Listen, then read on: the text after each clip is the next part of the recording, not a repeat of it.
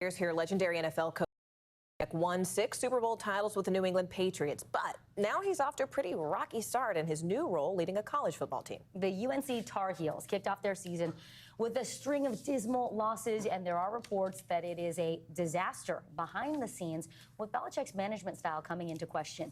NBC News correspondent Jesse Kirsch joins us now. So, Jesse, you actually talked with a local reporter who talked to multiple sources that are giving some mixed reviews. They say that Belichick is still, quote, genius when it comes to coaching, but not everyone is loving his style. What's happening?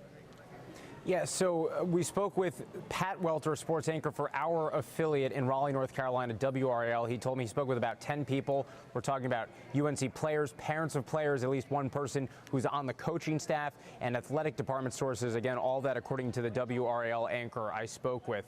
And as you just mentioned there, Vicky, the actual coaching from Bill Belichick is not something that is being criticized, but it is the overall structure of this program. So there is some criticism of members of his coaching staff about the way that the culture is in the locker room between new recruits that Coach Belichick and his team brought in versus people who were holdovers from previous leadership before Coach Belichick took over the program. And I want to read to you part of an exchange that this reporter had with a parent of a player. The parent saying, quote, it's all starting at the top and the boys are being affected. The parent adding, quote, I don't fault the players, I fault the leadership that created this toxic environment. That is speaking of the divide in the locker room. And according to that WRAL anchor, Pat Welter, that parent only agreed to speak on the condition of anonymity because of fear of retaliation from the team. So there's this kind of criticism out there, guys. And then on top of that, there had been talk ahead of the season about a Hulu docuseries about UNC.